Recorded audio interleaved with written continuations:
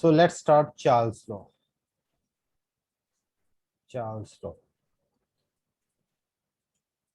So Charles law is basically for a fixed amount of gas, for a fixed amount of gas at constant pressure, at constant pressure, volume occupied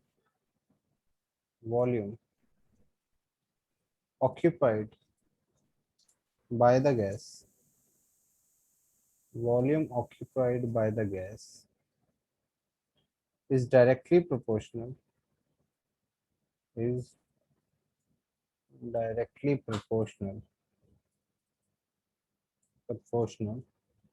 the temperature of gas, to the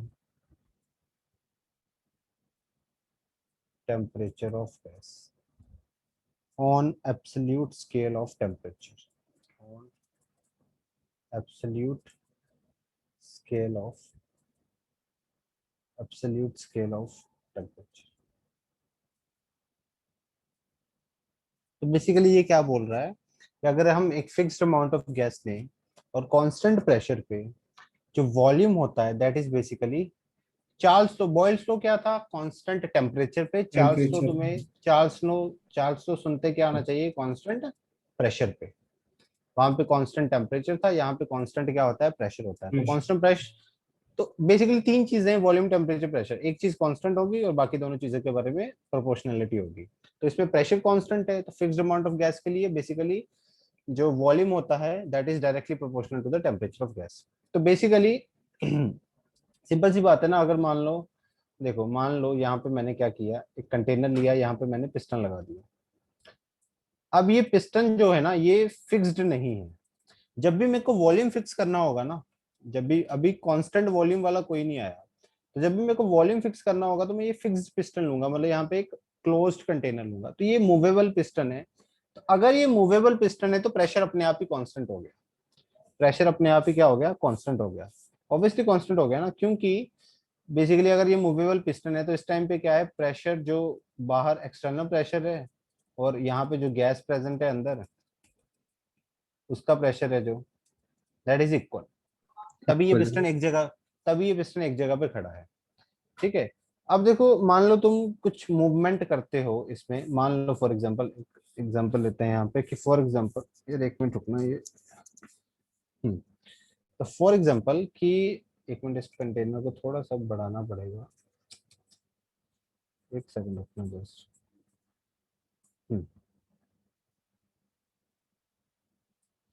piston यहाँ पे है, यहाँ पे gas है, obviously P gas equal है P external के। Piston एक जगह पे खड़ा है। मैं क्या करूंगा, मैंने इस कंटेनर को नीचे से मान लो हीट करना स्टार्ट किया। मैंने नीचे से इस कंटेनर को हीट करना स्टार्ट किया। अगर हीट करूंगा तो ये जो मॉलिक्यूल्स हैं बीच में, इनकी काइनेटिक एनर्जी बढ़ेगी। अगर इनकी काइनेटिक एनर्जी बढ़ेगी तो ये अब वॉल को और ज्यादा फोर्स से हिट करेंगे, मतलब प्रेशर बढ़ जाएगा। काइनेटिक एनर्जी बढ़ जाएगी तो ये और ज्यादा फोर्स से इस कंटेनर को हिट करेंगे, तो बेसिक प्रेशर बढ़ जाएगा। तो प्रेशर बढ़ेगा तो इस गैस का प्रेशर बढ़ गया। तो अगर गैस का प्रेशर बढ़ गया तो बेसिकली क्या हो गया, गैस का प्रेशर ज्यादा हो गया एक्सटर्नल प्रेशर से। तो ऑब्वियसली ये पिस्टन ऊपर की तरफ मूव करेगा, क्योंकि ये मूवेबल पिस्टन है। ऑब्वियसली ये अगर यस ज्यादा होगा तो ये ऊपर की तरफ इसको मूव करेगा। तो ऊपर की, ये तब तक ऊपर की तरफ मूव करेगा, मान लो ऊपर की तरफ मूव करके यहाँ पे आ गया, तो ये तब तक ऊपर की तरफ मूव करेगा जब फिर से गैस का प्रेशर किसके इक्वल ना आ जाए, पी एक्सटर्नल के। तो प्रेशर तो कांस्टेंट ही रहा ना, बढ़ क्या गया, वॉल्यूम बढ़ गया। तो बेसिकली क्या हुआ, कांस्टेंट प्रेशर पे टेम्परेचर बढ़ाने से वॉल्यूम बढ़ गया। कांस्टेंट प्रेशर पे टेम्परेचर बढ़ाने से क्या बढ़ गया, वॉल्यूम बढ़ गया। समझ आई ना बात, कैसे बढ़ रहा वॉल्यूम। यस ठीक सर। है, ओके, वेरी गुड। तो ये जस्ट समझाने के लिए था, लिखना चाहते तो लिख सकते हो रफ रफ वर्क में साइड में। तो basically volume is directly proportional to temperature at constant pressure. इसको हटाएंगे तो एक कांस्टेंट, प्रोपोर्शनलिटी को हटाएंगे, कांस्टेंट लगा दिया के। ठीक है। And this temperature is basically absolute वाला टेम्परेचर होता है, ये केल्विन वाला टेम्परेचर होता है। एब्सोल्यूट स्केल मतलब केल्विन स्केल। ठीक है, एब्सोल्यूट स्केल मतलब केल्विन स्केल। अगर तुम इसको उसमें कन्वर्ट करना चाहते हो डिग्री सेल्सियस वाले में, तो 273 ऐड कर दो, तो फिर ये बन जाएगा 273 प्लस टी। ओके, तो बेसिकली इसको v को t को नीचे लेके आओगे तो ये क्या बनेगा, v upon T is equal to constant. ठीक है, v equals to t is equal to constant. So और ये जो कांस्टेंट की वैल्यू है, it is dependent, it is dependent on amount of gas, on amount of gas and pressure. तो obviously कितना gas का अमाउंट है और कितना प्रेशर है, उस पर ये कांस्टेंट की वैल्यू डिपेंड करेगी। अच्छा, यहां से फिर हमारे पास क्या रिलेशन निकल के आ रहा है, जैसे उसमें क्या आया था relation P1 V1 equals to P2 V2, यहाँ पर रिलेशन क्या आएगा, V1 upon T1 equals to V2 upon T2। तो इनिशियल में जो वॉल्यूम होगा और टेम्परेचर होगा वो क्या होगा, is equal to final volume divide by final temperature. तो V1 सॉरी मैंने यहाँ पे V1 लिखना था, V2 लिख दिया। V1 upon T1 is equal to V2 upon T2। ठीक है, सिंपल सा चीज। तो बस ठीक है, यहाँ पे टी, यहाँ पे जो बेसिकली है, यहाँ पे मैंने टी यूज किया। टी क्या है, केल्विन स्केल वाला, केल्विन स्केल वाला टेम्परेचर। स्मॉल टी जो है, जो स्मॉल टी मैंने यहाँ पे यूज किया है, this is degree Celsius scale. ठीक है, अब थोड़े बहुत ग्राफ्स ड्रॉ कर लेते हैं इसके लिए। So let's draw some graphs. For example volume और टेम्परेचर का ग्राफ है। यहाँ पे टेम्परेचर ले रहा हूँ मैं केल्विन में। ठीक है, केल्विन में ले रहा हूँ। अगर केल्विन में लूंगा ना, तो ग्राफ तुम्हारा यहाँ से स्टार्ट होगा और ऐसे चलेगा। Obviously volume is directly proportional to temperature, तो क्या आएगा, स्ट्रेट लाइन ग्राफ आएगा। स्ट्रेट लाइन ग्राफ आएगा ना। इक्वेशन कैसी बन रही है, y equals to mx plus c वाली बन रही है। बस इंटरसेप्ट जीरो है, इंटरसेप्ट जीरो है तो मतलब ग्राफ कहाँ से स्टार्ट होगा, यहाँ से स्टार्ट होगा। इसके बारे में काफी बातचीत कर चुके हैं। इट इज बेसिकली, इसको हम क्या बोलेंगे, आइसोबार, क्योंकि ये ग्राफ, ये क्या हो गया इसको, ये ग्राफ हमने किस पे ड्रॉ किया है, कांस्टेंट प्रेशर पे, तो इसको आइसोबार बोलेंगे। उसको हमने आइसोथर्म बोला था बिकॉज वो कांस्टेंट टेम्परेचर पे ड्रॉ किया गया था। Bar is for pressure, iso mean से, तो ये बेसिकली क्या है, आइसोबार। अच्छा, एक और ग्राफ अगर मैं ड्रॉ करता हूँ, फॉर एग्जाम्पल यहाँ पे मैं डिग्री सेल्सियस ले रहा हूँ। ठीक है, यहाँ पे यहाँ पे ओरिजिन पे इस वक्त क्या है, 0 डिग्री सेल्सियस।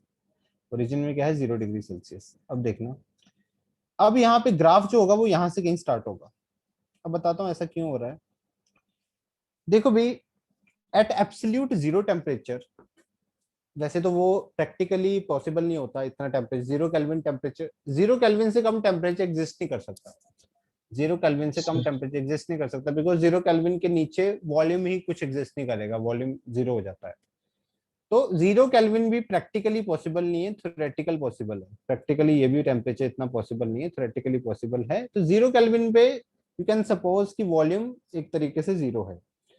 ठीक है, उस वो टेम्परेचर ही ऐसा है जहाँ पे वॉल्यूम बिल्कुल ही खत्म ही हो जाता है, उसके नीचे तो टेम्परेचर जा ही नहीं सकता। तो यहाँ से रीजन से स्टार्ट हो रहा है बेसिकली, और यहाँ से ऑब्वियसली 0 डिग्री सेल्सियस पे ऐसा थोड़ी होगा कि वॉल्यूम बिल्कुल ही जीरो होगा, मतलब ऐसा तो हो नहीं सकता। तो यहाँ पे वॉल्यूम, इसमें कुछ ना कुछ इंटरसेप्ट आएगा, यहाँ पे भी तुम देख सकते हो।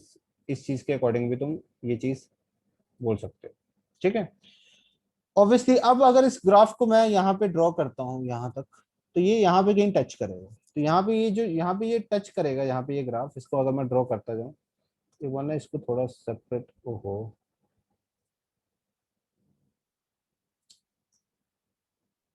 ठीक है, यहाँ पे कहीं ये टच कर गया। यहाँ पे ये जब यहाँ पे टच करेगा, यहाँ पे कितना टेम्परेचर होगा जहाँ पे इसने टच किया है, बताओ। -273। या वेरी गुड, -273, क्योंकि 0 केल्विन होगा, mean 0 kelvin means -273 degree Celsius. तो बेसिकली यहाँ पे कितना आ जाएगा, -273 डिग्री सेल्सियस, इस पॉइंट पे जहाँ पे ये ग्राफ यहाँ पे टच किया। समझ गए ना बात को। तो ये बेसिकली पॉइंट है। बताओ यहाँ तक क्लियर सबको, किसी को डाउट यहाँ तक, यहाँ तक कोई भी डाउट किसी को। No sir. Okay very good, यहाँ तक लिख लो एक बार, फिर आगे बढ़ते हैं, लिख लो यहाँ तक एक बार, हैंड रेस कर देना हो जाए तो।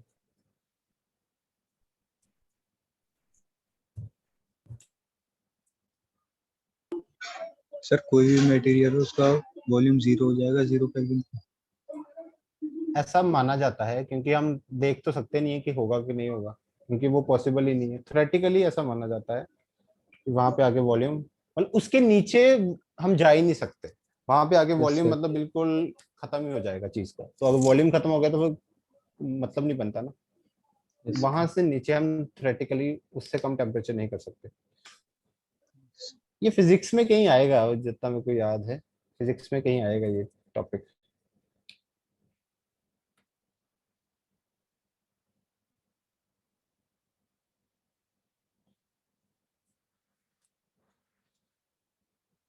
क्योंकि इस टेम्परेचर पे हम ऐसा मानते हैं कि मॉलिक्यूलर मोशन बिल्कुल ही जीरो हो गए, मतलब काइनेटिक एनर्जी बिल्कुल ही जीरो हो गई, मॉलिक्यूल का मोशन खत्म ही हो गया। अब मॉलिक्यूल से ऐसे जुड़े पड़े हैं आपस में, तो मिनिमम वॉल्यूम आ गया जितना हो सकता था। अब इससे नीचे नहीं जा सकते, क्योंकि इससे नीचे जाएंगे तो इससे वॉल्यूम क्या कम करोगे तुम, है ना? फिर तो इसका यस मतलब कि सर। मॉलिक्यूल ही खत्म हो गए, तो ऐसा तो हो नहीं सकता ना।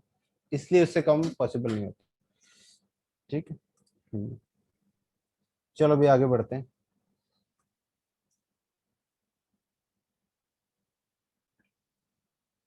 एक और ग्राफ है इसमें, टेम्परेचर पर से वॉल्यूम का ही है। बस हमने अलग अलग प्रेशर पे लिया है, यहाँ पे, यहाँ पे, और ये। तो ये P1 है, ये P2 प्रेशर पे, ये P3 प्रेशर पे। बताओ कौन सा प्रेशर ज्यादा होगा, क्या ऑर्डर होगा इस प्रेशर का? सर 1 2 3। मतलब P1 ज्यादा होगा या कम होगा? सर P1 कम होगा। P1 कम होगा, वेरी गुड। तो ऑर्डर होगा P3, sorry, P3 greater than P2 greater than P1। बताता हूँ क्यों। सपोजिंगली यहाँ पे देखो,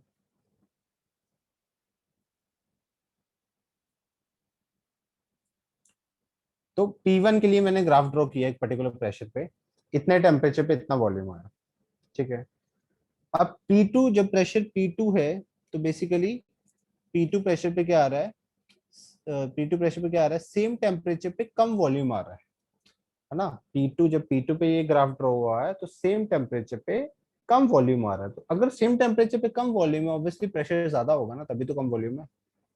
प्रेशर ज्यादा होगा तो यहाँ पे देखो सेम टेम्परेचर पे और ज्यादा कम वॉल्यूम हो गया, सेम टेम्परेचर पे और ज्यादा कम वॉल्यूम, इसका मतलब कि ये प्रेशर सबसे ज्यादा होगा, P3 प्रेशर सबसे ज्यादा होगा, क्योंकि प्रेशर ज्यादा होता है यस तो सर। वॉल्यूम कम होता है। ठीक है। Yes sir. इसमें एक पॉइंट लिखेंगे, देखो, since volume of gas is proportional is proportional to absolute temperature, to absolute temperature, the volume of gas, the volume of a gas should be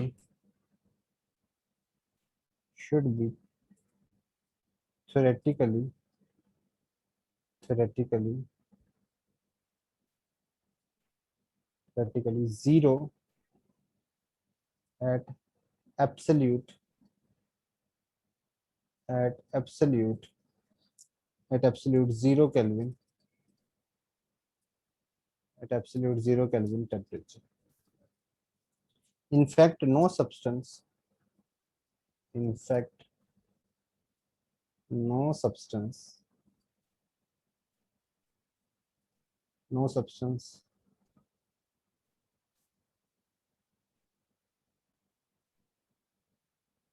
no substance or gas at a temperature of no substance or gas exist, sorry यहाँ पे ये लिखना था, no substance exist as gas at a temperature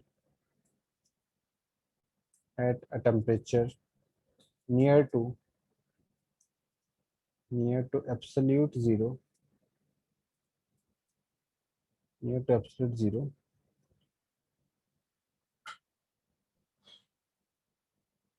no substance exist as gas at temperature near to absolute zero. एक minute, ये line ये थोड़ी सी गलत हो गई, यहाँ पे सीधा लिख लो नो सब्सटेंस एग्जिस्ट, सीधा लिख दो no substance exist at a temperature below 0 kelvin, below 0 kelvin. यहाँ सीधा लिख दो at a temperature of 0 kelvin. ठीक है भाई, ये चीज है बस वही चीज है कि वॉल्यूम जो होता है एब्सोल्यूट टेम्परेचर के प्रोपोर्शनल है, तो volume of gas should be threat. देखो ये जो हमने यहाँ पे ये जो ग्राफ यहाँ पे ये स्टार्ट किया है ना, एक्चुअल में हम इसके पॉइंट्स नहीं यहाँ पे ले सकते। मतलब अगर मान लो तुमने जैसे पीछे देखो, ये जो मैंने ग्राफ बनाया है, ये ग्राफ ये पॉइंट्स थोड़ी हमें मिल जाएंगे, क्योंकि इतने लो टेम्परेचर पे मेरे को क्या पता होगा, मैं इतने लो टेम्परेचर पे जा ही नहीं सकता। मैं इतने लो टेम्परेचर पे मेरा ग्राफ यहाँ से कहीं स्टार्ट हुआ होगा, मेरा ग्राफ क्या होगा, यहाँ से कहीं स्टार्ट हुआ होगा। तो बेसिकली हुआ क्या होगा, ग्राफ मेरा यहाँ से कहीं स्टार्ट हुआ होगा, मान लो यहाँ से कहीं स्टार्ट हुआ है मेरे को, क्योंकि ये वैल्यूज पता ही नहीं है इतने लो टेम्परेचर पे। तो बेसिकली थ्योरेटिकली ऐसा माना जाता है कि 0 केल्विन टेम्परेचर पे वॉल्यूम 0 हो जाता है। तो इसको मैं एक्स्ट्रापोलेट कर सकता हूँ इस ग्राफ को यहाँ तक। ये थ्योरेटिकली चीज है, क्योंकि एक्सपेरिमेंटली मेरे को नहीं पता, ये भी थ्योरेटिकली एक्स्ट्रापोलेट कर सकता हूँ कि हाँ थ्योरेटिकली ये 0 हो जाता है। तो बेसिकली इस लाइन को भी आके लिख लो of 0 kelvin, 0 kelvin. So straight line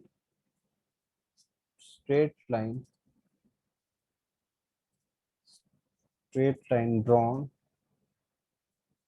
can be extrapolated का क्या मतलब होता है कि जैसे कोई ग्राफ का ट्रेंड चल रहा है और हमें आगे नहीं पता, वैल्यूज एक्सपेरिमेंटल वैल्यूज आगे नहीं पता, बट हम ग्राफ के अकॉर्डिंग ही आगे इसको एक्सट्रापोलेट कर देते हैं कि हाँ भी ऐसे ट्रेंड चल रहा होगा, बट एक्सपेरिमेंटली नहीं पता हमें, वहां वैल्यूज हम फाइंड आउट नहीं कर पा रहे। तो can be extrapolated to 0 volume, 0 volume. समझ गए बात को? ये तो सर ये भी एक्स्ट्रापोलेट वाली है, ठीक है, ये तीनों वाली यहाँ पे जो, ठीक है ओके। ठीक है, फिर कुछ क्वेश्चंस कर लेते हैं इसके रिलेटेड। चलो क्वेश्चन लिखो। व्हाट इज द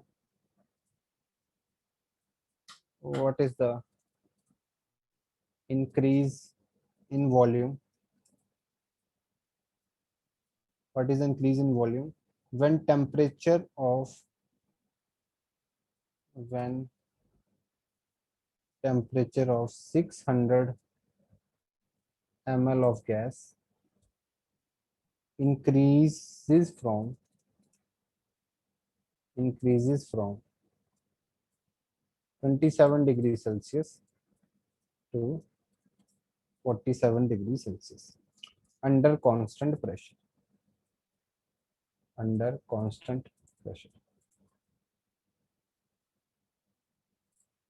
करना इस क्वेश्चन को, हो जाए तो हैंड रेस करके आंसर बताना।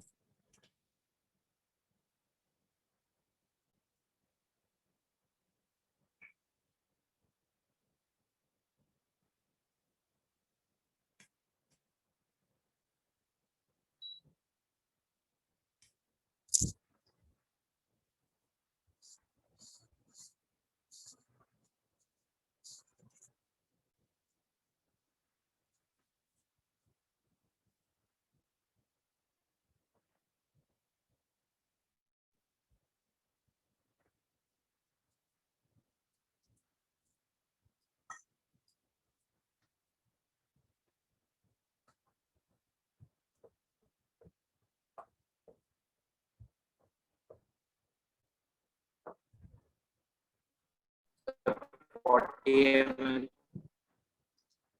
40 ml, okay, very good, 40 ml is the right answer, yeah, 40 ml is the right answer, very good। तो इस क्वेश्चन में बोला है what is the increase in volume and temperature of 600 ml of gas increasing from 27 to 47। तो temperature मैंने 27 से 47 कर दिया, बताओ वॉल्यूम कितना इंक्रीज हुआ होगा। तो वॉल्यूम पहले कितना 600 ml, तो वही लगाऊंगा V1 अपॉन T1, क्योंकि कांस्टेंट प्रेशर पे है तो ये फॉर्मूला लगा सकता हूँ V1 upon T1 equals to V2 upon T2। Volume पहले कितना 600 ml, पहले टेम्परेचर कितना 27 डिग्री सेल्सियस, केल्विन में लेना पड़ेगा यहाँ पे। 27 प्लस केल्विन करोगे तो 273 plus 27 is equal to 40, sorry यहाँ पे V2 मान लो, ठीक है, और यहाँ पे 273 प्लस 47। तो यहाँ से V2 तुम्हारा, यहाँ से V2 निकल के आ जाएगा 640 ml। तो इंक्रीज कितना हुआ, 640 माइनस 600 इंक्रीज कितना हुआ 40 ml। बोलो भाई, क्लियर है। Yes sir. Yes sir. Next आगे मूव करें, चलो next question. The sample of a gas, the sample of a gas occupy 15 ml at 177 degree Celsius and 1 bar pressure,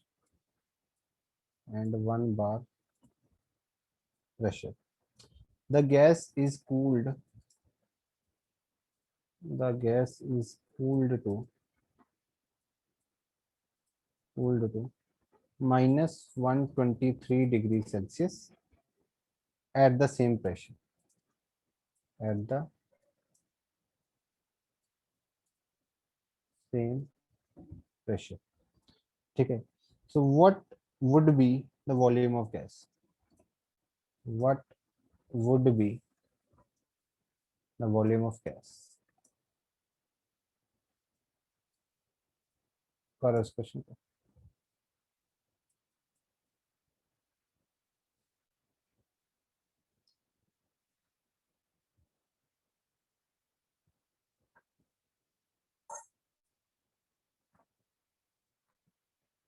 बता देना आंसर हो जाए तो.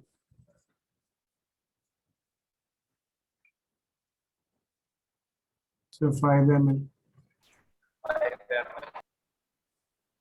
या वेरी गुड, सिंपल सा क्वेश्चन है. देखो 5 ml आंसर आ जाएगा. पहले 51 था तो वही V1 upon T1 equals to V2 upon T2 लगाओगे. तो पहले कितना था 15 ml, temperature 273 plus 177, 273 plus 177 is equal to V2 निकालना था. द गैस इज कूल्ड, यहाँ तक कूल्ड कर दिया इसको, तो मतलब -23 का मतलब 273 माइनस 123, तो यहाँ से V2 आ जाएगा तुम्हारा 5 ml. चलो next question. Simple simple question आते हैं इसमें, ज्यादा कुछ मुश्किल क्वेश्चन बनता ही नहीं है. If temperature of a particular amount, मुश्किल क्वेश्चन बैरोमीटर से बनते हैं जो कि हमने कर भी लिए थे मुश्किल मुश्किल, उसके काफी मुश्किल. बाकी शीट से ऑब्वियसली करो. शीट उसके बैरोमीटर के मुश्किल क्वेश्चन तुम्हें मेंस की शीट में तो मिलेंगे ही नहीं. मेंस की शीट में तो शायद बैरोमीटर के क्वेश्चन ही ना मिले तुम्हें, बट हाँ एडवांस की शीट में जरूर मिलेंगे. If temperature of a particular amount of gas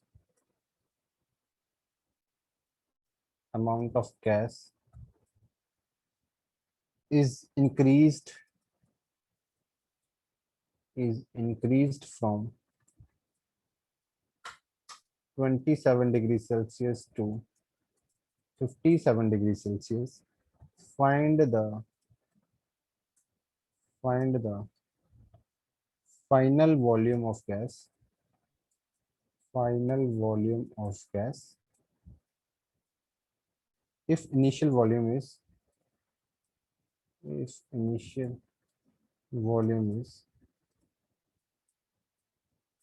1 liter. Assume the pressure is constant. Assume the pressure is constant. करो इसको भी.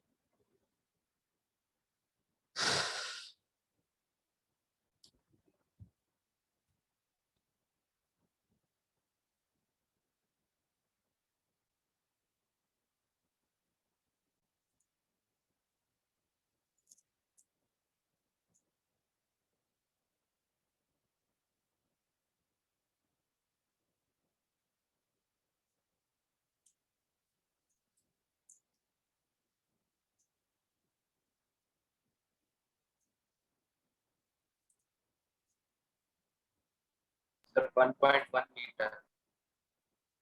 Yes sir. या सिंपल सा आ जाएगा 1.1 लीटर। इनिशियल वॉल्यूम उसने कितना मारने के लिए बोला है 1 लीटर, तो वही V1/T1 = V2/T2। Initial volume 1 litre है, टेम्परेचर 300 केल्विन है 27 degree Celsius, is equal to V2/57 कितना हो जाएगा 330 केल्विन। तो यहाँ से जो V2 आ जाएगा दैट विल बी 1.1। सिंपल सा क्वेश्चन, ठीक है। तो इसमें तो ज्यादा कुछ मुश्किल क्वेश्चन बनेगा नहीं, एक क्वेश्चन देखने दो मेरे को, कोई मुश्किल क्वेश्चन हो इसमें तो।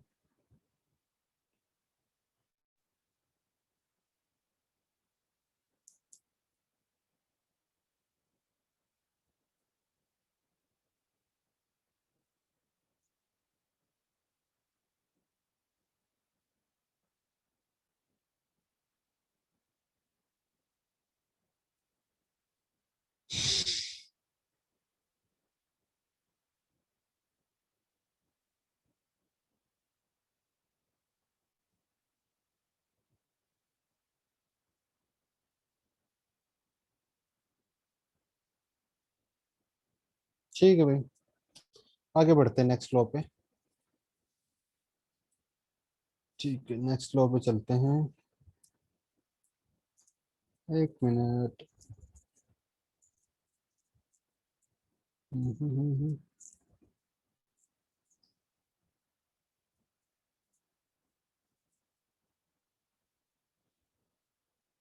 चलो नेक्स्ट लॉ पे चलते हैं। मुश्किल क्वेश्चन ऐसा कोई मिल नहीं रहा इसमें, चलो कोई नहीं। नेक्स्ट क्वेश्चन है सॉरी नेक्स्ट लॉ है गे लुसेक्स law. Gay लुसेक्स law.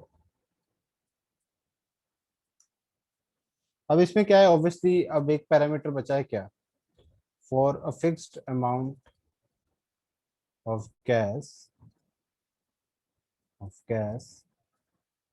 at constant volume,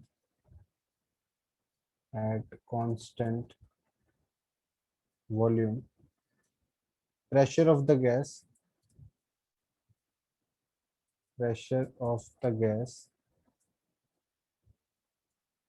is directly proportional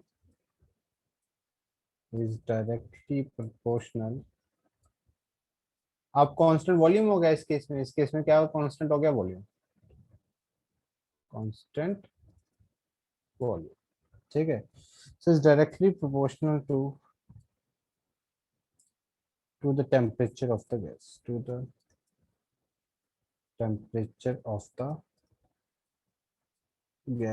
on absolute scale of temperature, तो बेसिकली अब फिक्स्ड अमाउंट ऑफ गैस के लिए बात कर रहे हैं, for fixed amount of gas constant volume. इस बार हमने क्या कर दिया, वॉल्यूम को कांस्टेंट कर दिया। तो अगर वॉल्यूम कांस्टेंट रखोगे तो pressure of the gas is directly proportional to temperature of gas. तो अगर वॉल्यूम कांस्टेंट है दैट मींस अब फिक्स्ड कंटेनर होगा, एक फिक्स्ड कंटेनर लेना पड़ेगा हमें, मतलब कोई पिस्टन नहीं कोई कुछ नहीं, तभी तो वॉल्यूम कांस्टेंट रहेगा। तो अब मान लो हमारे पास कोई गैस है, सपोजिंगली मेरे पास कोई गैस है, तो मैंने उसको नीचे से हीट किया, नीचे से हीट करूंगा तो ऑब्वियसली काइनेटिक एनर्जी बढ़ेगी तो और ज्यादा वॉल पे और ज्यादा फोर्स के साथ हिट होगा, स्ट्राइक करेगा वॉल को जाके और ज्यादा फोर्स के साथ, और ज्यादा फोर्स के साथ स्ट्राइक करेगा तो प्रेशर क्या हो जाएगा, बढ़ जाएगा, ठीक है। तो ऑब्वियसली प्रेशर जो है वो डायरेक्टली प्रोपोर्शनल टू क्या है, टेम्परेचर एट कांस्टेंट वॉल्यूम, ठीक है। और यहाँ पे T जो है that is for kelvin scale, इसमें क्या आ जाएगा, P equals to K T, सो P/T इक्वल्स टू के, जो कि क्या है कांस्टेंट, ठीक है। सिंपल सी चीज है, देखो अब तो मजाक ही बन गया इसका। तो अब बेसिकली यहाँ पे क्या बन जाएगा, यहाँ पे फॉर्मूला क्या बनेगा, P1/T1 इक्वल्स टू P2/T2। पहले में बना था P1V1 इक्वल्स टू P2V2, दूसरे में बना V1/T1 इक्वल्स टू V2/T2, अब इसमें बन गया P1/T1 equals to P2/T2। And this constant is obviously फिर से वही चीज, it is dependent dependent on amount of gas and volume. ठीक है, ठीक है, तो इसके भी कुछ ग्राफ ड्रॉ कर लेते हैं। सिंपल सिंपल से ग्राफ है ये, तो तुम्हें वैसे समझ आ जाएंगे। तो अब इसको क्या बोलते हैं, आइसोकोर। इस ग्राफ को क्या बोलते हैं, isochore, isobar, isochore, isotherm. Pressure versus temperature का ग्राफ है। टेम्परेचर कहाँ ले रहे हैं, केल्विन में। तो ऑब्वियसली अब इसका ग्राफ भी कहीं यहाँ से स्टार्ट हो पाएगा, ये वैल्यूज हमें पता नहीं होगी, बट यहाँ पे एक्स्ट्रापोलेट करना पड़ेगा हमें ग्राफ, फिर से वही चीज है सेम। और यहाँ पे इस तरीके से अपना प्रेशर जो होगा that is directly proportional to temperature, straight line आ जाएगा। ये स्ट्रेट लाइन है, मेरे से थोड़ा स्ट्रेट बन नहीं रहा, ठीक है, इस तरीके से। और अगर तुम इसको नेक्स्ट स्लाइड में लेते हैं, और अगर मान लो प्रेशर का ग्राफ ड्रॉ करते हैं डिग्री सेल्सियस के साथ, फिर से किस टाइप का आएगा, यहाँ से स्टार्ट होगा कहीं, और फिर से तुम यहाँ पे इसको एक्स्ट्रापोलेट कर सकते हो यहाँ तक, ठीक है, समझ गए। और ये टेम्परेचर यहाँ पे कितना होगा, -273 डिग्री सेल्सियस। ओके भाई, एक और सर एक आध ग्राफ और ले। -273 केल्विन नहीं होगा? केल्विन क्यों, 0 kelvin Yes, sir, -273 degree yes. Celsius होता है। ओके, प्रेशर वर्सेस टेम्परेचर का, एक सेकेंड, हाँ, प्रेशर वर्सेस टेम्परेचर का। अब यहाँ पे फिर से वही चीज है, देखो,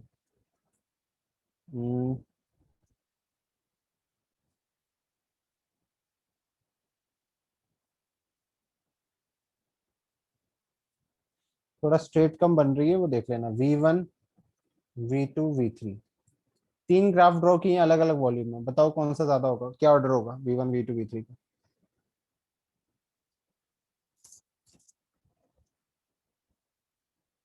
V1, V2, V3 का क्या ऑर्डर होगा। सर V1 सबसे बड़ा है। V1 सबसे ज्यादा।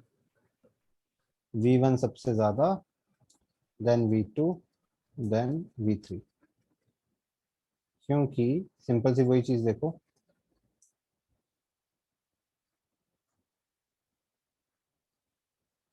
तो वही चीज है कि, एक सेकेंड, सेम प्रेशर पे इस पर्टिकुलर वॉल्यूम के लिए इतना टेम्परेचर है, इस पर्टिकुलर वॉल्यूम के लिए इतना टेम्परेचर है। तो बेसिकली कम टेम्परेचर पे, सेम प्रेशर पे कम टेम्परेचर पे जो वॉल्यूम होगा वो क्या होगा, कम होगा ना। सेम प्रेशर पे ज्यादा टेम्परेचर पे वॉल्यूम क्या होना चाहिए, ज्यादा होना चाहिए। सेम प्रेशर पे ज्यादा टेम्परेचर पे ज्यादा वॉल्यूम होना चाहिए, इसलिए V1 ज्यादा, फिर V2, फिर V3, ठीक है। सेम प्रेशर पे ज्यादा टेम्परेचर पे ज्यादा वॉल्यूम, सिंपल, ठीक है। एक और ग्राफ यहाँ पे लेते हैं, for example temperature versus P का ग्राफ है, ठीक है। फिर से उसी तरीके से मान लो ये V3, स्ट्रेट लाइन ही ग्राफ है, ठीक है, मेरे से थोड़ा सा गड़बड़ बन रहा है। अब क्या ऑर्डर होना चाहिए, क्या ऑर्डर होना चाहिए बताओ।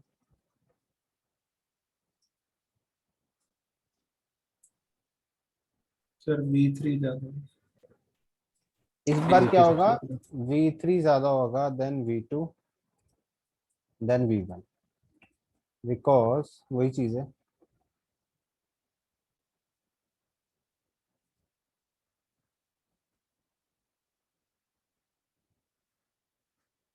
सेम टेम्परेचर पे ऑब्वियसली ज्यादा प्रेशर होगा तो कम वॉल्यूम होगा, सेम टेम्परेचर पे ज्यादा प्रेशर मतलब कम वॉल्यूम, इसलिए V1 कम होगा। सेम टेम्परेचर पे कम वॉल्यूम मतलब ज्यादा, सॉरी कम प्रेशर मतलब ज्यादा वॉल्यूम। क्लियर हो रहे हैं ना ये सब ग्राफ, ग्राफ के बेसिस पे काफी क्वेश्चन कई बार पूछे जाते हैं इसमें, तो ग्राफ सबको क्लियर होना चाहिए। इस स्लाइड में कुछ लिखना तो नहीं था, लिख लिया है यहाँ पे No, सब sir. कुछ, Yes, sir. ठीक है, ठीक है। तो यहाँ तक कोई डाउट किसी को, क्लियर, नो Yes, sir. ठीक। तो क्वेश्चन लिखो अब, इसके भी कुछ क्वेश्चंस ले लेते हैं। Temperature of a certain mass, temperature of a certain mass of a gas was increased from was increased from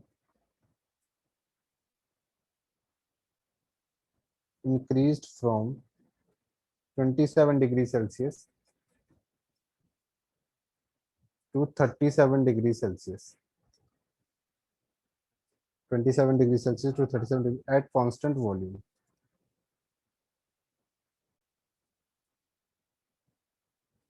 At constant volume, what will be the final pressure?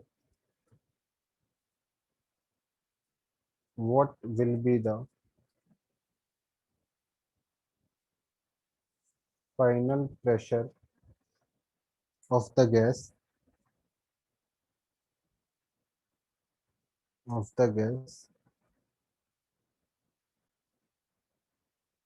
in terms of initial pressure?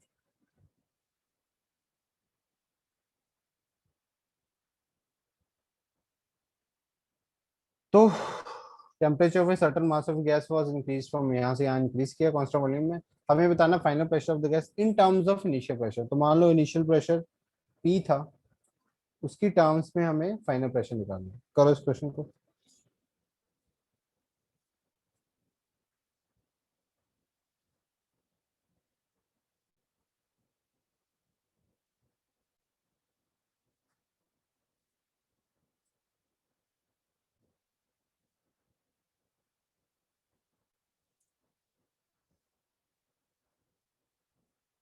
So 31p/30. 31p/30, Yes, sir. या बिल्कुल सही answer है, very good.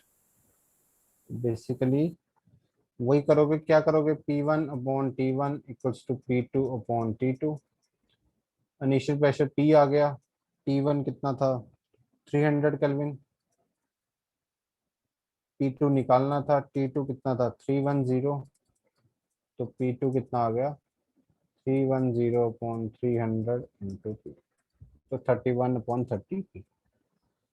Next question, temperature of a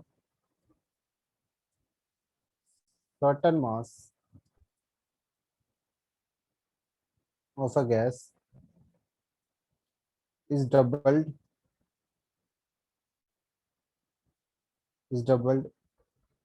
if initially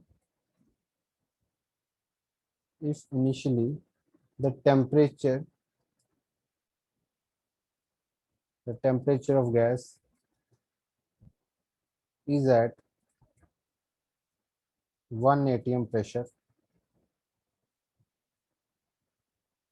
Find the percentage increase in pressure. Find the percentage increase in pressure. करो इसको।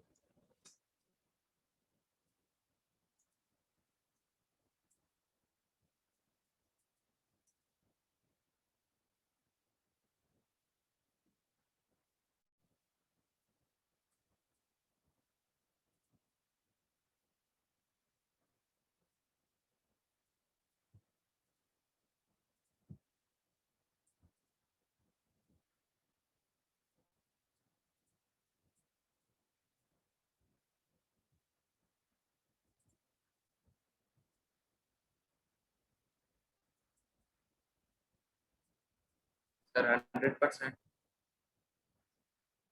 So 200%.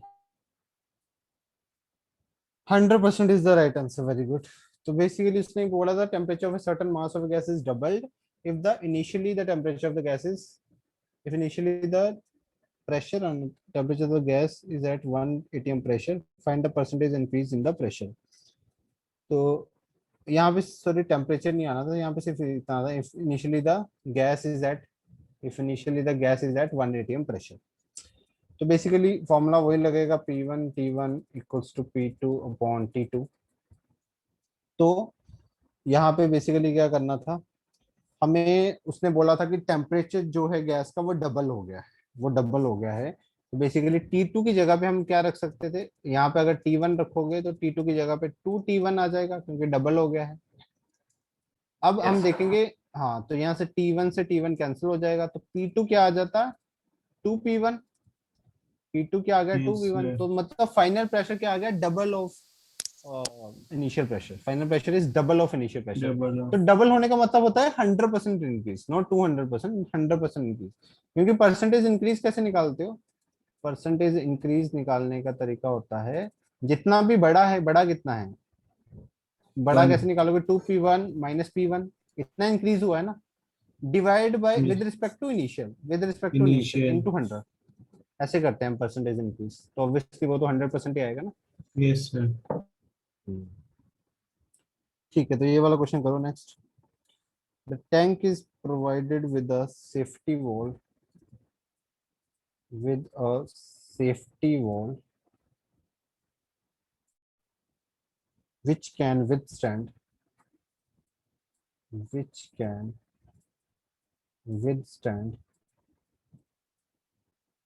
a pressure of, a pressure of 30 bar. Calculate the temperature, calculate the temperature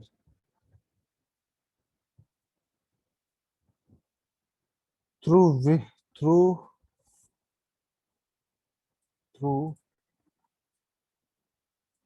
will the tank can be safely,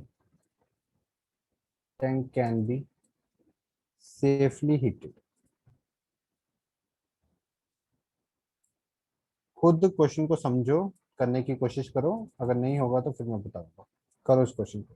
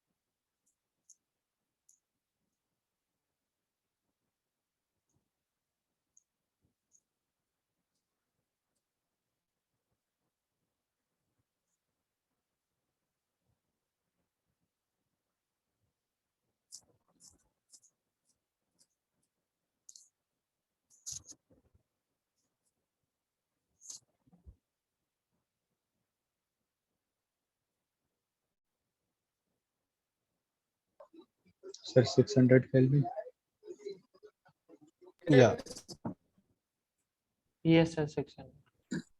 तो basically एक steel का tank था जिसमें air थी 15 बार pressure पे 27 degree. उसने बोला था उस पे एक सेफ्टी वॉल लगी हुई है, मान लो एक टैंक टाइप है, उस पे एक ऐसे सेफ्टी वॉल लगी हुई है। तो उसने बोला कि हम वो जो सेफ्टी वॉल है वो 30 बार तक प्रेशर को बेसिकली कर सकती है, वहां तक सहन कर सकती है, 30 बार प्रेशर को झेल सकती है उतना प्रेशर। तो बताओ कितना टेम्परेचर हम बढ़ा सकते हैं, कहाँ तक की बेसिकली जो टैंक को सेफली हीट कहाँ तक कर सकते हैं कि वो बेसिकली जो वो सेफ्टी वॉल है वो निकले ना। ठीक है, तो ऑब्वियसली हम टेम्परेचर निकाल लेंगे उसके कॉरस्पॉन्डिंग, तो वो एक लिमिट आ जाएगी कि हाँ टेम्परेचर वहां से उतनी लिमिट से हमें कम कम रखना पड़ेगा। तो बेसिकली इसमें कुछ करना नहीं था, वही चीज अप्लाई करनी थी, दैट इज, क्योंकि वॉल्यूम तो इसमें भी कांस्टेंट है ना, क्योंकि जो टैंक है इसका वॉल्यूम कांस्टेंट है, ऐसा कोई मूवेबल पिस्टन थोड़ी लगा हुआ है यहाँ पे। जैसे यहाँ पे भी कांस्टेंट था, यहाँ पे भी वॉल्यूम कांस्टेंट है, तो वॉल्यूम कांस्टेंट है तो फिर से यही लगा सकते हैं हम formula, which is P1 upon T1 equals to P2 upon T2। तो स्टार्टिंग में pressure 15 bar, temperature 300 kelvin is equal to 30 upon T2 निकालना था, यहाँ से जो T2 आया दैट इज 600 केल्विन। तो मतलब इससे कम कम टेम्परेचर रखना पड़ेगा, टेम्परेचर जो होना चाहिए वो 600 केल्विन से कम होना चाहिए, मतलब यहाँ तक हम सेफली हीट कर सकते हैं, यहाँ तक हम सेफली हीट कर सकते हैं, 600 केल्विन से कम कम रखना पड़ेगा। ठीक है भाई, अब नेक्स्ट मूव करते हैं एक फाइनल बचा है हमारा आइडियल गैस इक्वेशन के पहले, एवोगैड्रोस हाइपोथेसिस। एवोगैड्रोस हाइपोथेसिस, अब ये क्या बोलती है भैया एवोगैड्रोस हाइपोथेसिस? ये बोलता है भैया Avogadro's hypothesis, equal number of molecules of different gases will occupy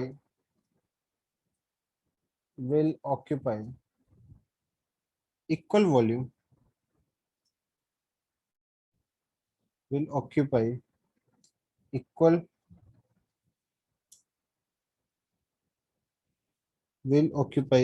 volume at constant temperature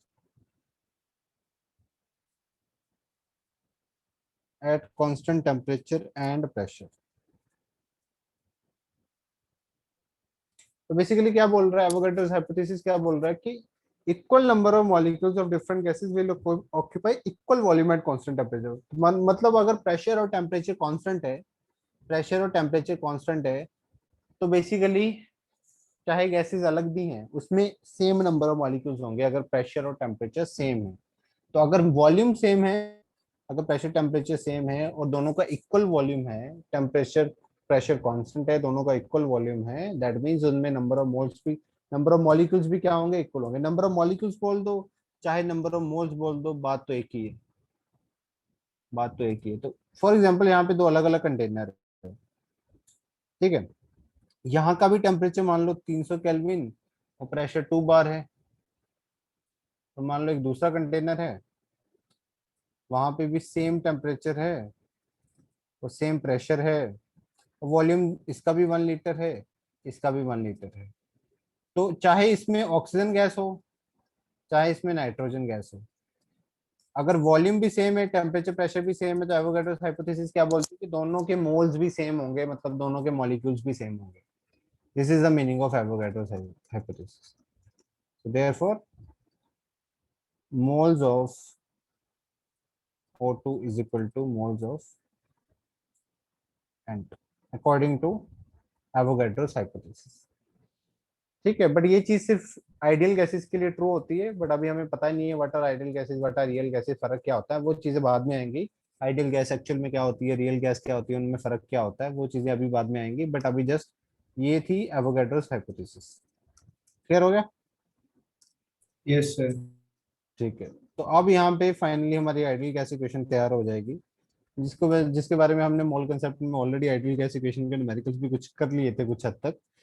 तो वो बेसिकली अब यहाँ पे क्या हो रहा है कि वॉल्यूम जो होगा वो डायरेक्टली प्रोपोर्शनल होगा नंबर ऑफ मोल्स के at constant temperature and pressure, at constant temperature and pressure. अगर प्रेशर एंड टेम्परेचर कांस्टेंट है तो volume directly proportional to number of moles होगा, मतलब वॉल्यूम बढ़ेगा तो नंबर ऑफ मोल्स भी बढ़ेंगे अगर प्रेशर टेम्परेचर सेम है। तो अगर 1 लीटर वॉल्यूम में कुछ मोल्स हैं, 2 लीटर में उससे डबल होंगे।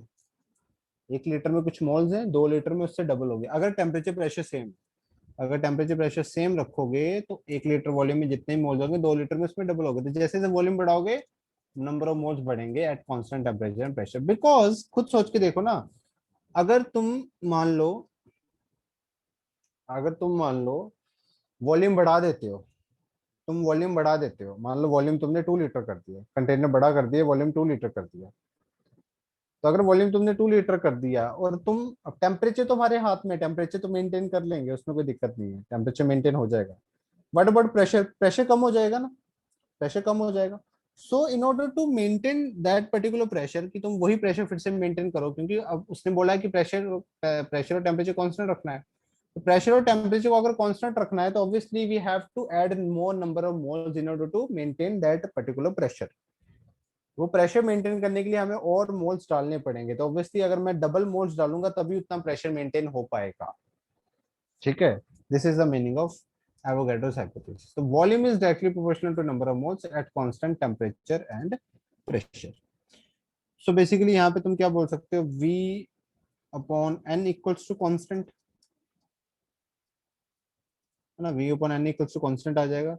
और फिर से वही constant, ये वाला जो constant है depends upon it depends on temperature and pressure. Obviously ये वाला जो कांस्टेंट है वो टेम्परेचर और प्रेशर पे क्या करेगा, डिपेंड करेगा ही करेगा। तो यहाँ पे क्वेश्चन क्या आ जाएगी, V1 upon N1 equals to V2 upon N2, ये क्वेश्चन बनेगी। V1 upon N1 equals to V2 upon N2। And एक चीज तो तुम्हें पता ही है, 1 मोल ऑफ एनी गैस और a combination of gas or a combination of 1 mole of any gas or a combination of gas occupy 22.4 liter volume at STP। ये तो चीज हमें ऑलरेडी पता भी थी, ठीक है ना। तो STP पे बेसिकली जो तुम्हारा क्या होता है, STP पे 1 मोल ऑफ एनी गैस और कॉम्बिनेशन ऑफ गैस कितना वॉल्यूम ऑक्यूपाई करती है, 22.4 लीटर। ये हमें Yes, ऑलरेडी yes. चीज पता है। ठीक है भाई, चलो।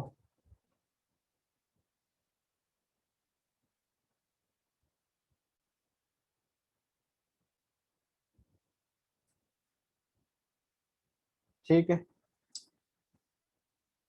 आगे मूव करें। यहाँ तक लिख लिया, कोई डाउट किसी को यहाँ तक? No, sir. No, sir.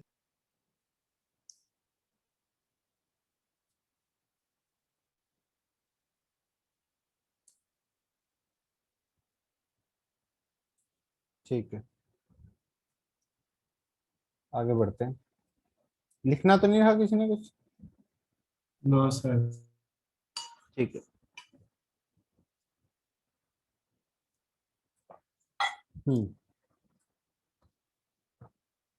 तो नेक्स्ट, इसमें ना एक SATP कंडीशन भी होती है, वैसे तो ये कभी आती नहीं है बट फिर भी इसके बारे में भी लिख लो। SATP condition,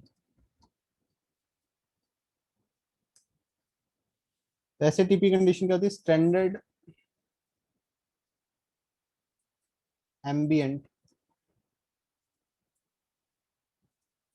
temperature and pressure.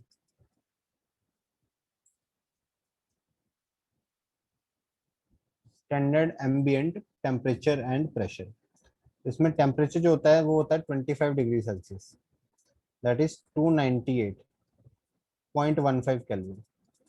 Degree Celsius भी, जो 0 डिग्री सेल्सियस भी होता है ना, वो बेसिकली 273.15 केल्विन के इक्वल होता है, ठीक है। 0.15 भी आता है अगर एग्जैक्टली करना हो तो, एग्जैक्टली अगर देखना हो तो ये कितना आ जाएगा, 298.15, ठीक है। एग्जैक्टली अगर देखना हो तो प्रेशर इसमें होता है 1 बार। 1 बार प्रेशर मतलब पास्कल में कितना हो जाएगा, 10⁵ पास्कल। तो ये भी होती है standard ambient temperature and pressure. At SATP the molar volume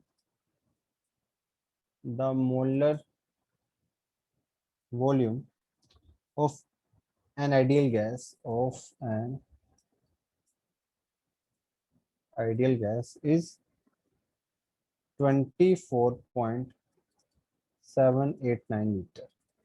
तो SATP कंडीशन पे जो मोलर वॉल्यूम आता है, मतलब 1 मोल गैस का जो वॉल्यूम आता है, दैट इज 24.789 लीटर। याद करने की जरूरत नहीं है, तुम कैलकुलेट भी कर सकते हो, PV कुछ NIT लगा के, ऐसे याद करने की जरूरत नहीं है, ठीक है। तो कुछ क्वेश्चंस कर लेते हैं इसके रिलेटेड भी। An open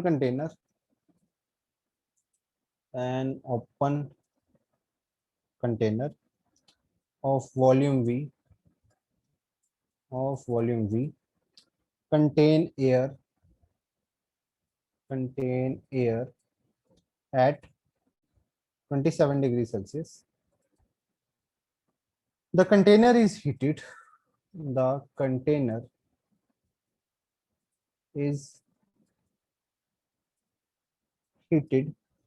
to such a temperature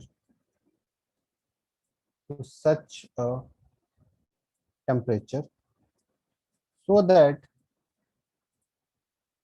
that the amount of gas coming out amount of gas coming out 2/3 of A है, amount of gas initially present at container, initially present at container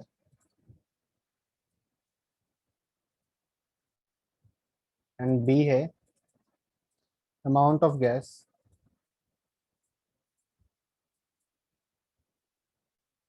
finally remaining in container, finally remaining in container. करो इस question को। 2/3 of ये दो दो चीजें हैं, ठीक है। अच्छा करना क्या है वो तो लिखना भूल गया। Find the temperature, find the temperature to which the container, to which the container should be heated.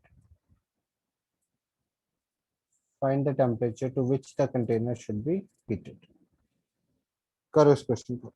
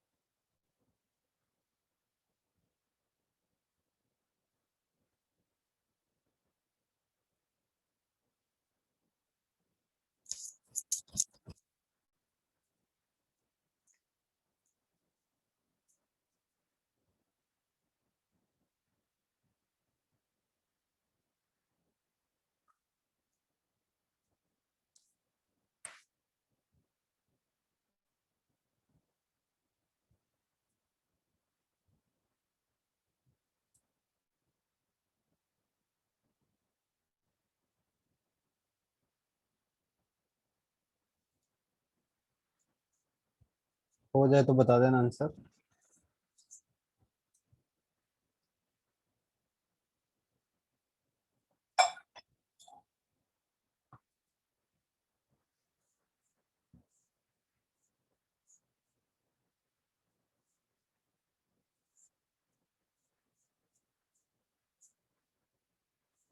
Sir ए का 200 part- केल्विन, बी का 100 केल्विन। क्या क्या ए का कितना केल्विन आया? 600 क्या? 600 और बी का सर 200 है ए का। 200। अच्छा और बी का सर 100। 100 आ रहा है। सर बी का 450 केल्विन।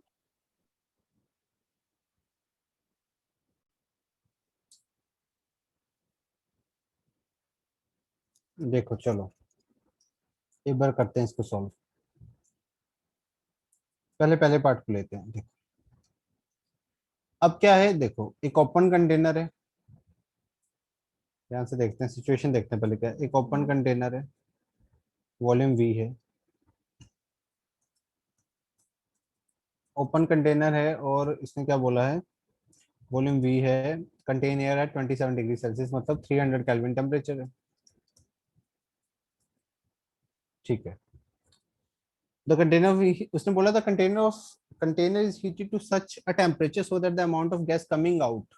अब क्या किया हमने, कंटेनर को हीट करना स्टार्ट किया। कंटेनर को ऑब्वियसली हीट करेंगे तो प्रेशर बढ़ेगा, गैस का प्रेशर बढ़ेगा। अब कंटेनर क्लोज तो है ही नहीं, ना कोई पिस्टन है, कुछ नहीं है, तो ऑब्वियसली गैस यहाँ से बाहर जाएगी। क्योंकि ये गैस यहाँ पे टिकी क्यों हुई है, अभी यहाँ पे गैस क्यों टिकी हुई है, क्योंकि ऊपर से एटमोस्फेरिक प्रेशर लग रहा है, जिसकी वजह से गैस यहाँ पे टिकी हुई है। बट अगर मैंने टेम्परेचर बढ़ा दिया तो इस गैस के मॉलिक्यूल्स की काइनेटिक एनर्जी बढ़ गई, तो इनका प्रेशर बढ़ जाएगा which is more than the atmospheric pressure, तो यहाँ से गैस बाहर निकलनी स्टार्ट हो जाएगी। अब वही उसने बोला है कि जो गैस बाहर जा रही है, the amount of gas coming out that is 2/3 of the amount of gas initially present in the container. तो पहले पहले केस को लेते हैं कि जो गैस बाहर जा रही है that is 2/3 of the amount of gas initially present था। तो इनिशियली कुछ प्रेजेंट होगी gas, for example initially N1 है, इनिशियली N1 मोल्स है गैस के, इनिशियली N1 मोल्स है, तो N2 क्या आ जाएगी। अब N2 कैसे निकालेंगे, अब 2/3 ऑफ इनिशियल बाहर जा चुके हैं, तो मैं क्या करूंगा, अगर N1 से जितने भी स्टार्टिंग में थे उसमें से माइनस कर दूं 2/3 ऑफ N1, तो ऑब्वियसली N2 निकल आएगा ना N2, बिकॉज उसने क्या बोला, yes sir. 2/3 of initial amount वो बाहर चली गई है। तो अगर वो बाहर चली गई तो बची कितनी कंटेनर में, बची कितनी, जितनी पहले इनिशियली थी, और ये बाहर चली गई है तो बची कितनी, इतनी। इसको कैसे निकाल लोगे, 3 आ जाएगा, 3 तो मतलब N1/3 आ जाएगा N2। यस। ठीक है, N2 क्या आ गया, N1/3। अब यहाँ पे हम लगा सकते हैं कौन सा, ऑब्वियसली हम लगा सकते हैं क्योंकि वॉल्यूम तो कांस्टेंट है, सॉरी वॉल्यूम क्या बोल रहा हूँ, टेम्परेचर और प्रेशर तो यहाँ पे ऑब्वियसली हमने टेम्परेचर बढ़ाया, हम यहाँ पे ये चीज यूज कर सकते हैं, V1/N1 equals to V2/N2, V1/N1 is equal to V2/N2, ये चीज यूज कर सकते हैं ना, बोलो। Yes sir. ठीक है, अगर अब यहाँ से मैं क्या करूंगा, यहाँ से मैं V2 निकाल लूंगा, V1 की टर्म्स में V2 निकाल लूंगा, तो क्या करूंगा, V1/N1, V2, N2 की जगह पे क्या रख सकता हूँ, N1/3, N1 से N1 कैंसिल, तो यहाँ से V2 कितना आ जाएगा, 3V1, V2 कितना आ जाएगा, 3V1। ठीक है, तो अब, हाँ बोलो। सर इसमें टेम्परेचर तो कांस्टेंट है नहीं, हाँ ये वाला देखो फॉर्म भी। हाँ टेम्परेचर कांस्टेंट नहीं है, पर अगर गैस कितनी बाहर निकल रही है उसको निकालने के लिए ये तो यूज करना पड़ेगा ना, ये चीज तो यूज करनी पड़ेगी, क्योंकि इस टेम्परेचर के बढ़ने की वजह से, टेम्परेचर के बढ़ने की वजह से वो गैस बाहर निकल गई है। तो जब वो गैस बाहर निकल गई टेम्परेचर के बढ़ने की वजह से, टेम्परेचर तो एक हिसाब से हमने कांस्टेंट रखा ना, क्योंकि अगर मैं क्लोज रखता कंटेनर को तो टेम्परेचर बढ़ाता तो प्रेशर बढ़ जाता गैस का, पर अब मैंने टेम्परेचर सर बढ़ाया, उसने बेसिकली उसी टेम्परेचर का यूज करके क्या किया, बाहर निकल गई, तो उस टेम्परेचर के कॉरेस्पॉन्डिंग ही तो गैस बाहर निकली है ना। तो यस सर। कितनी गैस बाहर निकली वो मैं इस वॉल्यूम की टर्म्स में मैंने निकाल लिया, कि पहले V1 इतना था, अब यहाँ पे इस तरह से। ठीक है, तो यहाँ पे क्योंकि इतनी गैस बाहर निकल गई है, पहले N1 था, पहले N1 मोल्स थे, अब कितने हो चुके हैं, N1/3, अब कितने हो चुके हैं, N1/3। अब यहाँ से मैं टेम्परेचर निकाल सकता हूँ, अब टेम्परेचर कैसे निकालूंगा, अब मैं ये वाला फॉर्मूला यूज करूंगा, V1/T1 इक्वल्स टू V2/T2, क्योंकि मुझे पता है वॉल्यूम पे इतना फर्क आया है, उसके कॉरेस्पॉन्डिंग गैस के निकलने के कॉरेस्पॉन्डिंग, अब मैं ये यूज कर सकता हूँ। वैसे तो इसको मैं आइडियली क्वेश्चन को करता आइडियल गैस इक्वेशन से, बट अभी हमने वो पढ़ी नहीं है, इसलिए मैं इस तरीके से तुम्हें बता रहा हूँ। ठीक है, तो अब यहाँ पे देखो, V1 टेम्परेचर स्टार्टिंग में कितना था, 300, यहाँ पे है V2 की जगह पे क्या रख सकता हूँ, 3V1, टेम्परेचर मेरे को निकालना है, तो यहाँ से V1 कैंसिल हो जाएगा, T2 कितना आ जाएगा, 900 केल्विन टेम्परेचर। अच्छा, कोई 300 केल्विन से कम कम आंसर बोल रहा था, कम कैसे हो सकता है, पता नहीं किसने बोला था। 300 केल्विन से कम किसी ने बोला था। भी टेम्परेचर तो बढ़ाना पड़ेगा ना, टेम्परेचर बढ़ा रहे हैं तभी गैस यहाँ से बाहर निकल रही है, टेम्परेचर यहाँ पे बढ़ा रहे हैं तभी गैस यहाँ से बाहर निकल रही है। तो कितनी गैस कितना टेम्परेचर बढ़ाने पे वो बेसिकली ये नंबर ऑफ मोल जितने होंगे वो हमने निकाल लिया इस तरीके से। समझ आया ना, हमने पहले क्या किया, हमने ये निकाला, पहले N2 निकाल लिया कितना है, फिर उसकी हेल्प से मेरे को वॉल्यूम की टर्म्स में मेरे को चाहिए था, क्योंकि वॉल्यूम का फिर मेरे पास टेम्परेचर के साथ रिलेशन था, तो मेरे को नंबर ऑफ मोल्स वो देखने थे कि वॉल्यूम की टर्म्स में कितना मतलब चेंज आया है नंबर ऑफ मोल्स की वजह से। ठीक है, तो वो मैंने इसके हिसाब से लगाया कांस्टेंट टेम्परेचर मान के। ठीक है, और फिर उसके कॉरेस्पॉन्डिंग मैंने ये देखा कि हाँ वॉल्यूम पे इतना फर्क आया, तो अब देखता हूँ टेम्परेचर कितना चेंज करने पे वॉल्यूम पे फर्क है, क्योंकि मेरे को टेम्परेचर वॉल्यूम का रिलेशन पता था, इसलिए मैंने यहाँ नंबर ऑफ मोल से वॉल्यूम पे आया। फिर मैंने वॉल्यूम से यहाँ पे देख लिया कि हाँ इतना टेम्परेचर करूंगा तो ऑब्वियसली वॉल्यूम इतना हो जाएगा, और वॉल्यूम इतना होने पे नंबर ऑफ मोल्स यहाँ पे ऐसे हो रहे थे, तो यहाँ से मैंने टेम्परेचर निकाल लिया। बोलो समझ में आया? Yes, sir. Yes sir. ठीक है, अब देखो सेकंड केस, सेकंड केस थोड़ा सा कंफ्यूजिंग है। उसमें सेकंड केस में इसने बोला गया है amount of gas finally remaining in the container, कि जो बाहर निकली है वो क्या है, जो कि गैस बाहर निकली है वो कितनी है, 2/3 of amount of gas finally remaining in the container. अब ये केस है, अब इस केस को कैसे करेंगे देखो। मैं ऐसा बोल सकता हूं कि एन डैश मान लेते हैं, जो फाइनली वॉल्यूम बचे हैं, जो फाइनली रिमेनिंग वॉल है उसको एन डैश मान लिया, फाइनली रिमेनिंग मोल जो कंटेनर के अंदर बचे हैं वो एन डैश है। ठीक है, तो अब देखो 2/3 of N dash, 2/3 of N dash, उसने क्या बोला है कि 2/3 ऑफ एन डैश क्या हो गए, बाहर निकल गए, बाहर निकल गए, प्लस अगर इसमें एन डैश कर दूं, ये क्या है जो बाहर निकल गए और ये जो बचे हैं इज इक्वल टू एन के कर सकता हूँ, एन के इक्वल कर सकता हूँ, मतलब जितने इनिशियली थे, यस बात तो वही सर। होगी ना, जितने इनिशियली थे इस ये ऐसा रिलेशन बना सकता हूँ ना। एन डैश क्या है जो फाइनली रिमेनिंग है, तो 2/3 Yes. Of N dash that means जो बाहर निकल गए, एन डैश जो फाइनली रिमेनिंग बचे, इन दोनों को ऐड करूंगा तो वही तो बन जाएगा जो स्टार्टिंग में थे। ठीक है, यस तो सर। यहाँ से मेरे को एन और एन डैश में रिलेशन आ गया, एन और एन डैश में रिलेशन आ गया। ठीक है, ओहो ये व्हाइट बोर्ड कहाँ गया, हाँ मिल गया। तो रिलेशन क्या आ जाएगा यहाँ पे, इसको सॉल्व करोगे तो 3 to 5 एन डैश आ जाएगा equals to N, Yes, sir. Yes sir. तो N equals to 5/3 N dash आ गया। तो अब इसको यूज करो, वहां पे करते हैं यूज, कैसे करेंगे। अब यहाँ पे फिर से वही चीज करनी पड़ेगी हमें। देखो इसमें एक और चीज हम बोल सकते हैं, एक और चीज हम बोल सकते हैं, नंबर ऑफ मोल्स का और डायरेक्टली टेम्परेचर का रिलेशन बना सकते हैं, नंबर ऑफ मोल्स और टेम्परेचर का। तो मैं सीधा पीवी को एनआरटी में याद करा दूं, मान लो सब कुछ कांस्टेंट है, ये सब कुछ कांस्टेंट है, टेम्परेचर नंबर ऑफ मोल्स वो हैं वेरिएबल, बाकी सब कुछ कांस्टेंट है। तो बेसिकली मैं ऐसा लिख सकता हूँ NT equals to constant, Yes, sir. Yes sir. तो सीधा N1 T1 equals to N2 T2 ये भी यूज कर सकता हूँ ना। Yes sir. ठीक है, तो सीधा इसको यूज करते हैं ना, N1 T1 equals to N2 T2। ठीक है, पहले क्वेश्चन में भी तुम डायरेक्टली इसको यूज कर सकते थे, N1 T1 equals to N2 T2। तो इसको यूज करेंगे तो ऑब्वियसली N1 की जगह N, टेम्परेचर 300, N2 की जगह पे क्या रखना पड़ेगा, 3/5, और 3/5 नहीं सॉरी 5/3 ऑफ एन डैश है, नहीं नहीं एन, यहाँ पे एन डैश निकालोगे तो कितना आ जाएगा, 3/5 ऑफ एन, एन डैश निकालेंगे तो कितना आ जाएगा 3/5 ऑफ एन। Yes sir. तो ऑब्वियसली यहाँ पे मैं N2 की जगह पे क्या 3/5 ऑफ एन रख सकता हूँ, N2 यहाँ पे T2। समझ आ गया ना। इसको अगर तुम एन डैश, अगर तुम ऐसे कंफ्यूज हो रहे हो तो इसको N2 मान लो, इसको N1 मान लो, तुम्हें ज्यादा सही लगेगा। इसको N2 मान लो, इसको N1, और यहाँ पे लिख लो N2 जो है वो फाइनल रिमेनिंग है, N1 इनिशियली, यहाँ पे N2 कर। तो ऑब्वियसली अब यहाँ पे n2 equals to 3/5 of n1 हो जाएगा।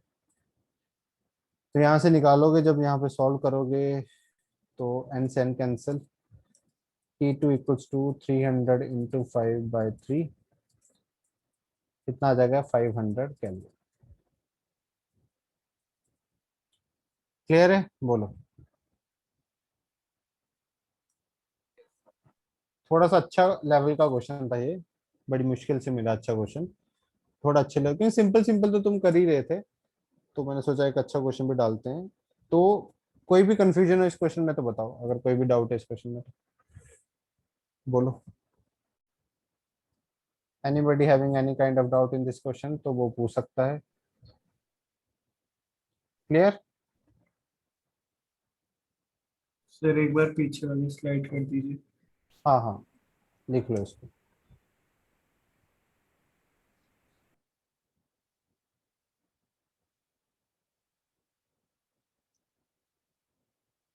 इसको भी तुम डायरेक्टली कर लो, अगर इसमें कंफ्यूजन हो रही है ना, तो इसको भी डायरेक्टली कर लेते हैं। रुको रुको रुको रुको रुको। N T equals to constant n1 t1 equals to n2 t2। तो अब यहाँ पे n1 t1 कितना था, 300 केल्विन टेम्परेचर, n2 कितना है n1/3, t2 निकालना है, n1 से n1 cancel, t2 equals to 9। तो डायरेक्टली कर लो, ज्यादा आसान पड़ेगा। ठीक है,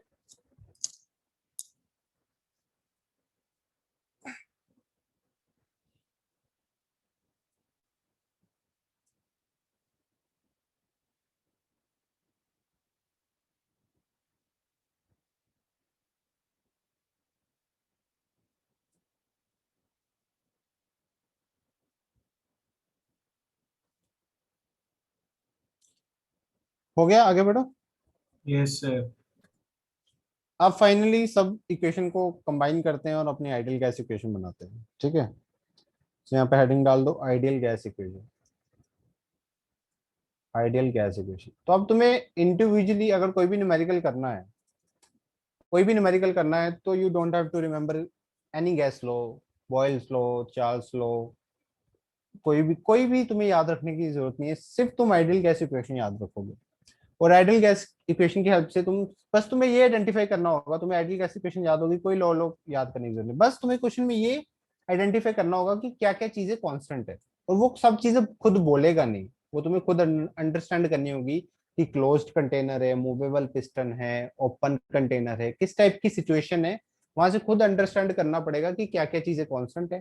तो जो जो चीजें कांस्टेंट है उसको साइड में रखो। फॉर एग्जांपल, सिर्फ नंबर ऑफ मोल्स ही कांस्टेंट है, तो अगर नंबर ऑफ मोल्स ही कांस्टेंट है तो क्या इक्वेशन बनेगी, PV equals to K T.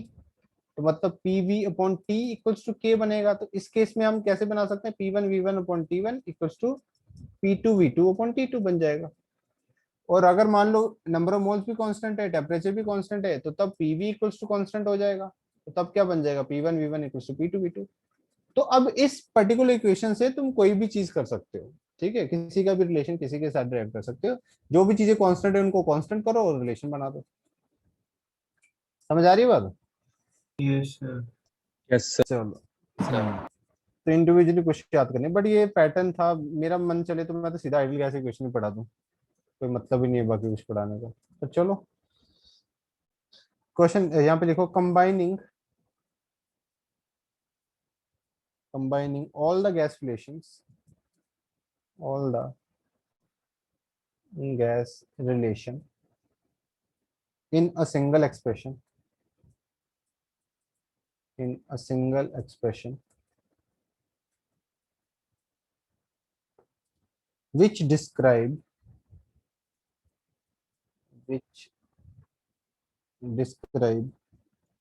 relationship between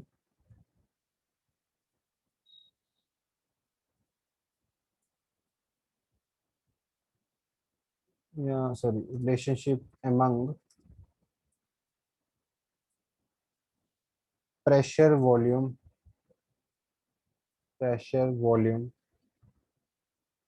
and temperature, pressure volume temperature sorry number of moles तो भूल ही गया, temperature and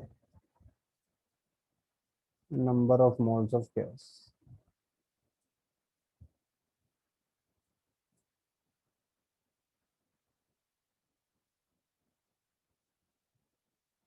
We get an expression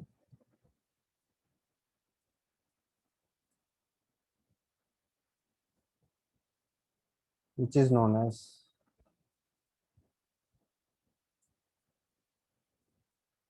ideal gas equation. तो अगर सबको हम कंबाइन करें, पहला लॉ क्या था? At Points law. constant temperature, pressure is inversely proportional to pressure at constant temperature. At constant temperature. फिर दूसरा रो, at constant Charles law. pressure, volume is directly proportional to temperature at constant pressure.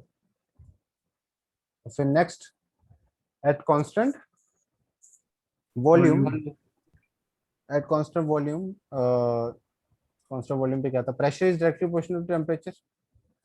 Pressure is directly proportional to temperature at constant.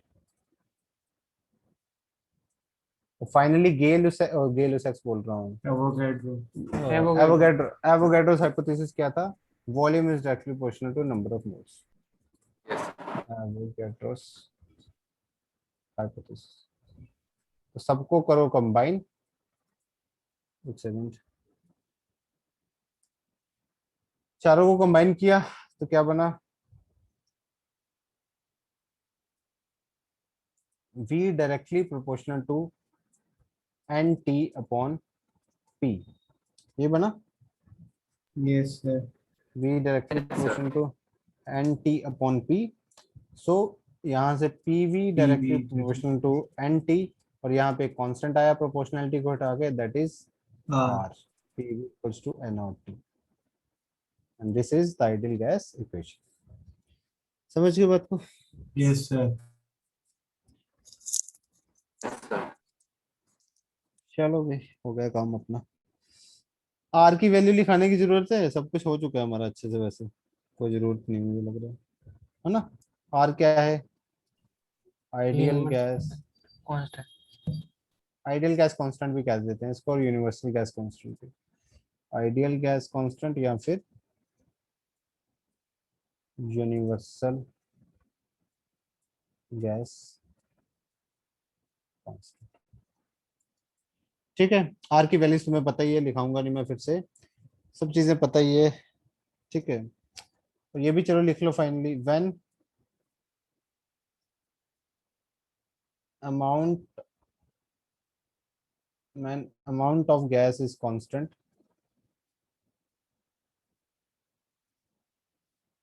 तो amount of gas constant है मतलब PV upon T constant हो जाएगा. मतलब amount of gas constant मतलब number of moles constant है. Amount of gas constant मतलब number of moles, तो पीवी अपॉन टी कांस्टेंट हो जाएगा. मतलब P1 V1 upon T1 equals to P2 V2 upon T2 हो जाएगा. क्लियर?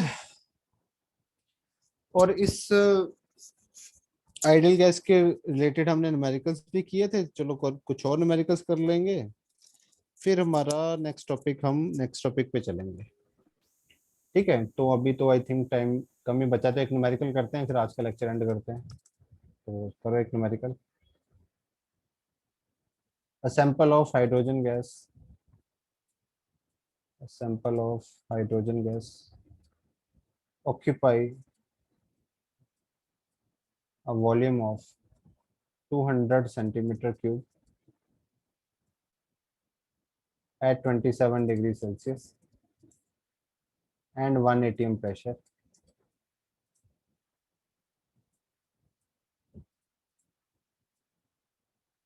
Calculate its volume.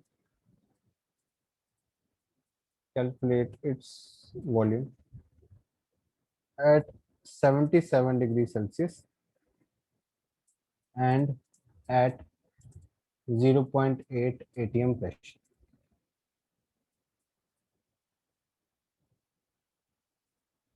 करो इस क्वेश्चन को.